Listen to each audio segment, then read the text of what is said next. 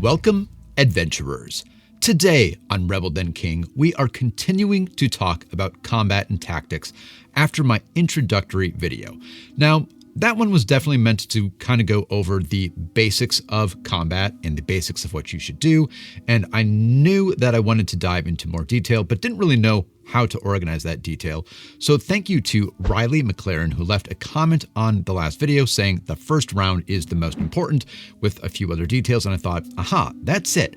We're going to dive into the details round by round, starting with round one. But first, let's talk about what not to do. This is how to start off an encounter in the worst way possible, how to totally mess up round number one. Let's start with your barbarian. They take a stride and they strike, and yeah, they get a hit, great. But then they strike and they miss by one due to the multiple attack penalty. Well, maybe you have a flurry ranger who goes next, and they stride and then they hunt prey and they strike and they hit, and that's great. But they don't get to make another attack because they are out of actions, and that is kind of a bummer since they are a flurry ranger and don't have as bad of a multiple attack penalty due to that, and oh well. Then we go to a witch. They stride and they would like to use breathe fire, and they're going to go for it, but it's going to hit either some allies or they're going to have to reposition to hit fewer enemies than they originally intended. Oh well. Then you get your psychic, and they used frostbite, and that goes well, but it doesn't do any damage for some reason. So then they recall knowledge, and oops, they find out that the creature is immune to cold damage. Okay, well, now for the bard who casts telekinetic projectile, which misses by one due to cover provided by their own allies. And then they remember, oh, they're a bard, so they cast Courageous Anthem. And this is truly an awful stinker of a first round. Due to poor use of your martial actions, you only landed a few hits.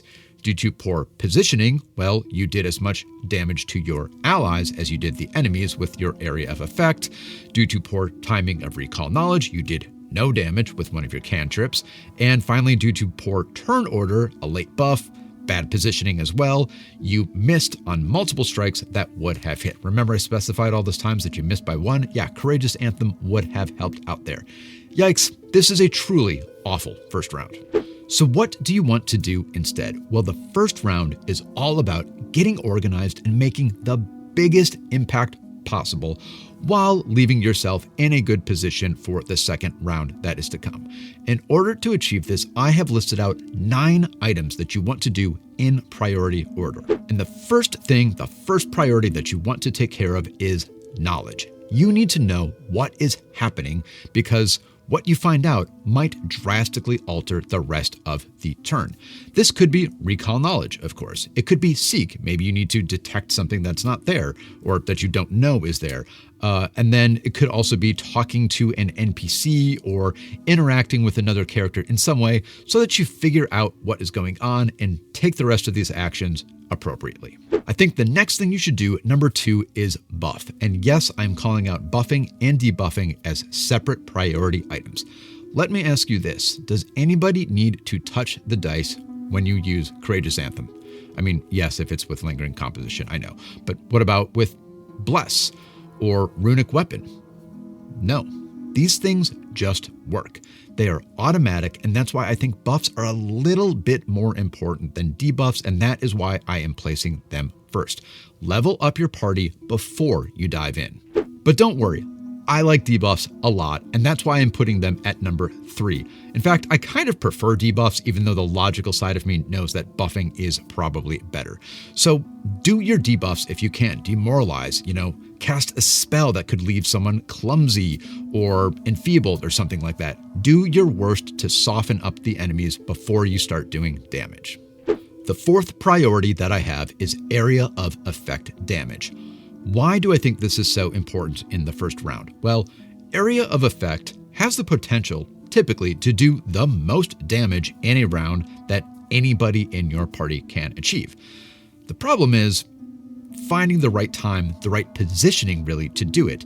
And typically there is no better time than at the beginning of an encounter when kind of generally there are some battle lines with your party here and the enemies over there, giving you a clear shot to group as many enemies as possible without hitting your allies.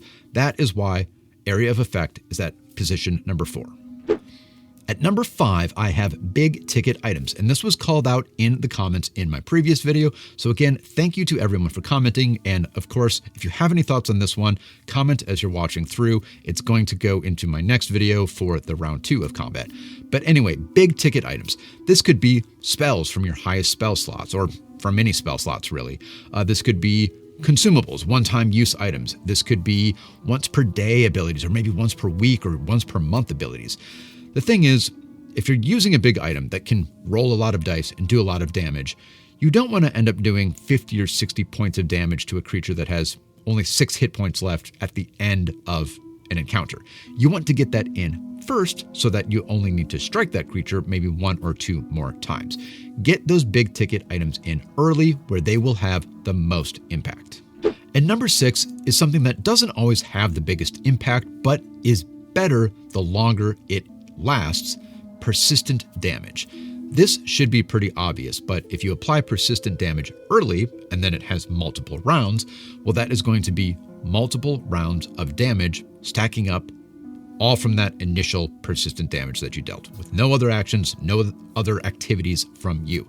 Now, obviously, if you did this at the very end, you might not even get use of that persistent damage because maybe you apply persistent damage on a very, very weakened creature and the next one of your allies hits it and it's dead, and you've kind of wasted that persistent damage ability. So that's another one to get in early. And now we're finally getting into what I would consider the just kind of typical basic actions. Number 7, ranged damage. Now that you've got the battlefield all softened up and you've got clear targets, this is the time to get in ranged damage, whether that is with weapons or with spells, so that you're not shooting through cover and you can maybe pick off an enemy who is weakened by all of those previous things, or soften one up for the melee damage. Which does lead us to number 8, melee damage. It's time for the Wrecking Crew. Ideally, everything has been softened up for you. You probably have some pretty easy targets out there, and you can go and nearly clear the battlefield. Maybe you don't even need to worry about a round 2 if all goes well. But unless you have an absolutely perfect first round, you'll need to do number 9, which is setting up your defenses. You might need to take a stride back. Maybe you can raise a shield or use a parry weapon. You could cast a defensive spell like Shield or Rallying Anthem or Protective Ward. And I would also put Battlefield Control into this sort of item here for defenses, because you could create difficult terrain to slow the enemy. You could, there are some abilities to actually move your allies.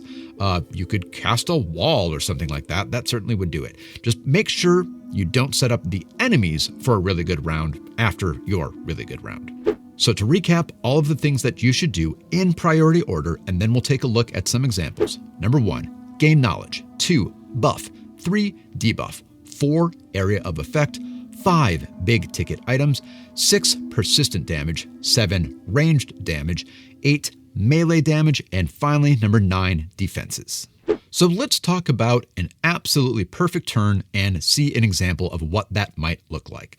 We'll start with your bard, who, of course, uses recall knowledge to begin, and they discover that this creature has a weakness to fire. Well, then they're going to cast Courageous Anthem, which is a buff, and then they will demoralize the creature with a debuff. The wizard comes up next, and they will stride and then breathe fire on multiple targets, getting in that area of effect damage. Now it's time for a sorcerer, who will use Thunderstrike, which is a big ticket item and range damage, and then, throw in a throwing knife, why not, for some additional range damage. Then comes the alchemist, who can use quick alchemy. They'll use a red pitch bomb. Remember that the bard discovered the weakness to fire, so they're going to do persistent fire damage, range damage, and you know what? This can even leave the creature clumsy, which is an even more of a debuff. And then last, we will have our monk take a stride, a flurry of blows, and then use their movement speed to take a big stride out of range, setting up some defenses so that the enemy has to burn multiple actions to catch up to that speedy monk. Well, although that was an absolutely amazing first round, I do worry a little bit about that party because it's a little bit caster heavy, wouldn't you say? I think that once the enemy closes the distance, that previous squad might have a little bit of difficulty, surviving the rest of the encounter. So let's take a look at a slightly more realistic example with a better martial to caster balance and talk about some of the compromises you might have to take in this priority order when you don't have just a team of specialists. So this time in this party, we'll start with a cleric who will use recall knowledge to again discover a weakness to fire. They then cast Bless, which is a buff. Next up is our swashbuckler, who will demoralize, that is a debuff, which gains them panache, which is a buff. And then they will ready a reaction, and we'll talk about that later. They're going to strike when something gets in the right position. Next is our druid, who will cast Scatter Screed, doing a little bit of area effect and leaving some difficult terrain behind. They will then create a gap between themselves and the swashbuckler, which is a time offset debuff. Next, the gunslinger. They're going to draw the pistol loaded with alchemical ammunition and then use that specialty ammunition, which is a big ticket item, and some ranged damage. And then somewhere in there, a bad guy moves and sets off the swashbuckler's ready attack as that enemy gets in between the swashbuckler and the druid and is off guard, and that swashbuckler gets in that melee damage. And then finally, the fighter, who is going to double slice on the creature that is nearby to them, and then parry, setting up some defenses. That is a solid first turn. So with those two examples, let's just talk about a few of the other tips and ways to think about these actions. You will notice that, there are lots of activities that aren't just one or the other. You can do ranged damage with a big ticket item, of course. Most spells count as that. You can hit something, doing damage, range damage, and then also debuff them. A lot of spells do that too. Those are a lot of my favorite spells, in fact. And then, something like Trip is actually technically a buff and a debuff, or I guess it's a double buff in a way. But the point is, your attacks will be more accurate on a prone creature, which is technically a debuff, I suppose, but it feels like a buff because it's helping your activities. And then there is a debuff on that creature because they will take a penalty to their attacks while they are prone. So look for those opportunities to tackle multiple priority items with a single activity. You'll also notice that you can't always do everything. In that last example, we actually didn't do any persistent damage, and you know what? That was still a great first round. You just might not have any of your buffing spells left, or your debuffing spells. That's fine. Skip it, move on to the next, or double up on something. Maybe you have Fear available twice to you and you've already used Bless. Go ahead and debuff 2 different creatures in, I guess that can't be in the first round because that would be 4 actions. But you know what I mean. Maybe 2 different characters are each casting Fear. You might not always have all of the roles available to you, especially not in every encounter due to things like spell slots or other consumables. Especially in smaller parties of 3 or maybe even 4, you won't have enough actions for it all, so just do your best. And one last clarification is that the exact order doesn't matter, which is to say, if you skip over something, it doesn't mean that you can't go back and do that thing that you skipped.